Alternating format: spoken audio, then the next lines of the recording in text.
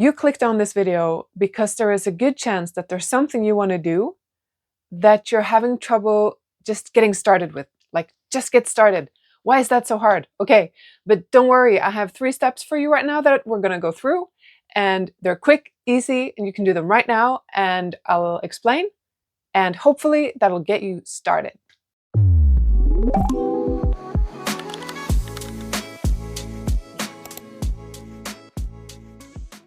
So my 3 steps to getting started right now with something that matters to you, for example, you are procrastinating a project or whatever, you're at work, I don't care what it is.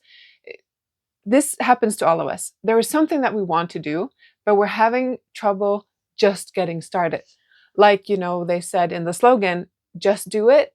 Easier said than done. Because there are some barriers we sometimes have to break through to get to the stuff that we want to do. Those barriers are, generally speaking, up here. And we just need a little bit of help to break through. It's a lot easier than we think, and it gets easier with practice. But damn, when that pressure hits and you feel that resistance to, I don't want to do the thing, it is so hard. I recognize this and I acknowledge this because I experienced this a lot myself. This is why I'm speaking about this, because this is a personal challenge for me. So as someone who has been through the process of starting something on my own motivation so many times and still struggle with this to this day, I have 3 very simple steps that actually work in real life for normal people who don't have tons of money or a beach available to go and get inspired on. A lot of those advice things are like, oh, go take a walk on the beach. I'm like, where? I live in the middle of a city and it's freezing cold half the time. Which beach are we supposed to be going to? So no, none of that. Real life, okay? Real life. Number 1 for me is the one that helps the most. So we're going to start with that one just to get the ball rolling, and that is changing your physical state. Almost always when I'm having a procrastination problem, I have this like stuffy, stuck, anxious energy in my body. Either I haven't moved enough that day, or I've had too much caffeine, or stress in general has just been piling up in my mind. So when it comes time to do the thing or start a new task, I'm kind of already overwhelmed, and it just feels like piling on another thing, and my mind goes into this like, oh, avoid that at all costs because you're already so uncomfortable. But a lot of it is in the body too. It's like the tension. So what I would say is one of the best things to do. We have 2 different sides to this. If you're at home, you can very easily change your physical state by standing up and doing something that will raise your pulse. You can jump around a little bit, you can do some squats, whatever it is, or do some housework for 5 minutes. Anything that will get your pulse up just a little bit. And the more kind of enjoyable the activity is, the better. But it needs to be a little bit energetic. You need to get your pulse up. Also, brushing your teeth is really, really good. It just kind of, for some reason, that minty flavor, for me at least, it just kind of switches my energy, and it helps me. And also to have some kind of hot or cold beverage. So a hot or cold beverage can do this for me too, depending on if it's winter or summer. The cold is refreshing. The hot drink in the winter can really soothe stress for me, can be really, really helpful. First, get your pulse up, then have some kind of beverage, cold or hot. If you're at work, it's a little different. At work, I would say, if you're in a workplace where there are stairs, go walk on the stairs for a couple of minutes just to get that pulse up. Because once your pulse gets higher, you feel more ready, more like, okay, I can do this. There are some chemicals that get activated in your system to help your mind overcome the hurdle. Because if you try to do everything in your head, that's not the way humans are supposed to be shifting gears. We're supposed to move our bodies and get going, So when you get going and your heart rate comes up, you feel more capable, you feel more ready to take things on. And especially if you already are stressed, movement can really help, like just get everything flowing and get you out of this kind of panic freeze mode. So if you have stairs, great. If you don't have stairs at work, go to the bathroom or some room that you can lock the door and be by yourself. And you can like rub your arms or shake or jump up and down a little bit or listen to some loud music and just like do some head banging. Anything that will get your body moving in this kind of like a little bit energetic way, that can shake off so much bad energy and so much like, I can't do that. Oh, I'm not capable. Like that type of like downward spiral energy. As long as you get your body moving in some capacity, you will be surprised what it can do. And it only takes like a couple of minutes. But this is just step one. But step one, change your physical state however you can. But of course, with healthy things. So a lot of us would change our state with caffeine or alcohol. That is not helpful. It's not going to get us productive. That is just not realistic. So some kind of movement, some kind of hot or cold beverage, get by yourself behind a closed door and do some crazy movements, and we'll get to step 2 right now. So step 2 is change your environment. Changing your environment does not mean that you have to go to a coffee shop somewhere, that you have to do all those things. Not necessarily. If that's available to you, great. But that can just become another way of procrastinating, because then you have to pack your bag and do all these things. Changing your environment, if you're procrastinating something at home, can be as simple as taking that laundry that you're dreading to fold, or your work computer that you're dreading working on for some reason, or procrastinating working on. Take it to a location where you don't normally do that in your own house. For me, this is my kitchen table. I will very often take my computer and my notebook and like the work stuff out to the kitchen table, set myself up with a coffee and a little candle. And I'm like, okay, it's time to be an adult, face your fears and do the thing that you're procrastinating. And it really helps my brain to associate the task with something that's a little bit more pleasant. When I'm really struggling, I put on like a beautiful screensaver video from YouTube on my big screen in my living room, and I sit crisscross applesauce on the floor in front of my coffee table with my computer and my notebook and all the scary, boring adult stuff. And I have like the ambient picture on the big screen with beautiful music, calming music, and I light a candle or something. And that environment that I so easily create with just playing a YouTube video and lighting one candle helps me mentally through the little barriers that I have to go through to do the thing so much. Like, it's amazing what a little bit of a smooth jazz screensaver on YouTube can do for your mental state when doing an uncomfortable task. I don't know how that works, but it works. If you don't believe me, try it. I'll come back and write a comment, because I think that really, really works. Changing your environment can also be at work, for example. So at work, it can be more difficult because maybe you have a set desk that's yours, but there's something you can do to change your environment. Maybe it's putting on more sweaters to stay warmer. Maybe it is decorating or printing out a little picture and putting it up by your desk for that one day, or just a saying or anything to create any variation in your environment. But if you're lucky enough that you can physically take your computer or a notebook to a different desk, to a meeting room that's not being used or something like that, man, that works. Just if you can, great.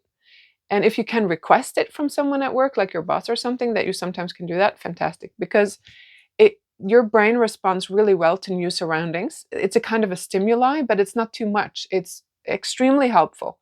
And just test it and see if it works for you. And also, I would say, when it comes to this issue of just getting started, no matter what it is, if you're trying to make a YouTube video, if you're trying to work on a project, no matter what it is, when we are faced with a task that we for some reason dread, and we can dread stuff that we actually want to do. For me, this is true about the YouTube videos. Sometimes I dread sitting down to film the YouTube videos, even if I want to film them. And I don't have a good explanation for why that is. Maybe it's fear of looking stupid or failing, or I don't know. I'm not a psychologist, but there's something there pushing back at me to be like, Don't sit down. It's a bad idea. You can do it later. No, later. There's no later. Like, if I'm going to do these, I have to do them now. And another time it's the same thing. Like, every time I try to do this, I get a little bit of that, well, maybe I'm too tired. No, you're not too tired. You can just do it now. And there's going to be no perfect time. That's the thing. For most things, there's never a perfect time. Life always gets in the way. You're going to be tired and stuff, but that's just the way it is. A big, big thing for helping myself break through barriers of the really uncomfortable stuff. And now we're talking like stuff I really dread. Sometimes I just really dread opening up my email because the really bad news in my life always gets delivered to me via email. So it's, for example, oh, you haven't paid this bill. Oh, you're behind on this. Oh, you didn't respond to my that. Like, the stuff that's psychologically very uncomfortable is, generally speaking, email. And what I do the two first things. So when it comes to the uncomfortable tasks, this step that I'm going to mention last, the third step, is extremely helpful all around. And when something is really, really uncomfortable and I find myself really, really procrastinating it, it could be something that for some reason I have a bad response to, like beginning a certain task. Let's say it's email, because for me, email can be very, very stressful. That's where I get most of my bad news in my life is email. So opening up my email is kind of like opening up a can of worms, where it's sometimes fine and sometimes it's bad and it's so not fun. And I'm like, oh God, I forgot to pay that bill. And oh Lord, like, and here it is, the number 3, set a timer. And I don't mean in the way that you set a timer for an hour. That's too long. If there's something you're really dreading, make sure you're working in like 15-minute increments at the max, because doing something will alleviate your anxiety around the task so much that continuing the task will be easier. And again, I'm no psychologist. I don't know the science behind that. But just having started it, just having done some micro improvement on something, makes you feel so much better about the whole thing. And the perfect example for me is, if I have $10,000 of debt to pay, which is a lot of money and a terrifying scenario. If I just, in the moment when I still feel that anxiety around that issue rising, if I go into my online bank and pay $100 towards that debt, I already feel instantly better. It's not the whole thing. And you can never do the whole thing at one time, but you did something.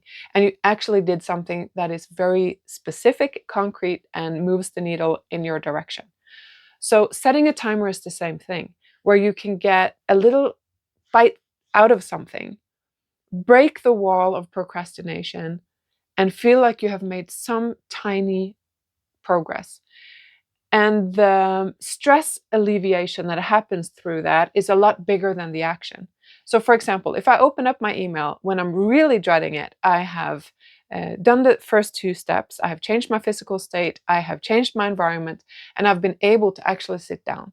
Then I set a little timer to limit the time that I have to deal with this crap, basically, so that I know when I'm sit down, you're not going to be stuck here for hours. This is just 15 minutes right now. You can do anything for 15 minutes. You really can. And when that 15 minutes is up, I can be proud of myself that I faced the thing that I was scared to do, or that I was procrastinating. Because procrastination also is a lot about fear. It's about being, for some reason, scared of that thing. Scared of the emotions that will come up, scared of the stress it's going to cause you. It's legitimate to be scared of that. So you can finish the cycle in 15 minutes and you will feel instantly much better about the whole thing. And after the timer ends, if you don't continue with the task, that's normally also just fine. It's not about that. It's about, you have proved to yourself that you were able, through 3 simple steps, to break through something that was so mentally uncomfortable before you started that you thought you couldn't do it. And many times before, you have lost that battle.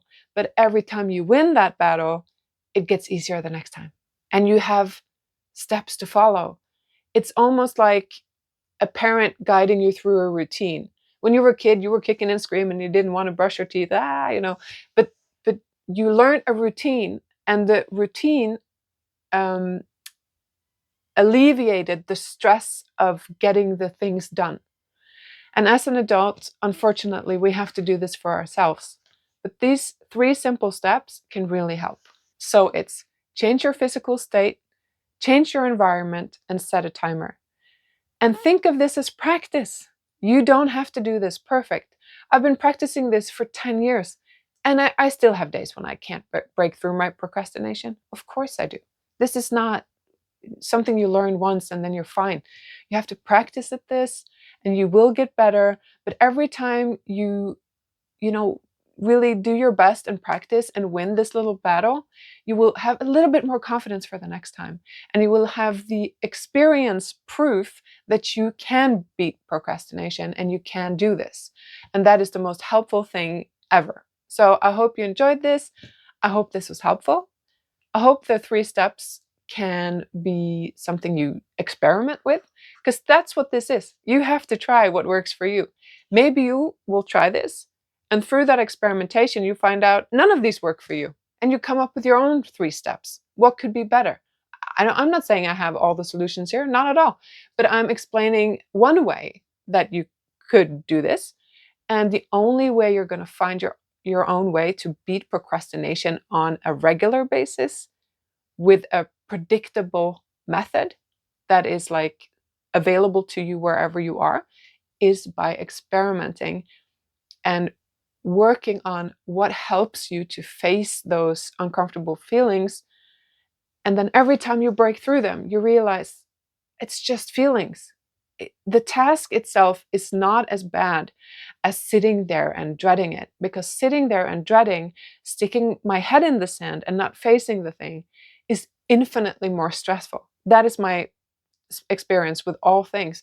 The more I shy away from them, the more I stick my head in the sand, the more the fear and anxiety builds up, because I feel even more out of control. So I just hope this can help, and then let me know how you get on. Like, oh, I hate that step. Oh, it didn't work for me. I came up with something else. Well, yeah, come on. Just put it in the comments and we can get cracking, because people all over the world struggle with this problem. So it's not like we don't need tips. Please bring the tips, because I think everyone's curious to know what the hell to do, because we get stuck in our heads all the time. And this is a battle that we have to pick up our sword on a daily basis. It never ends. Procrastination always finds a new crazy way to mess with your mind. You have to get up and fight every day. So please share your thoughts, and I'll see you in the next video.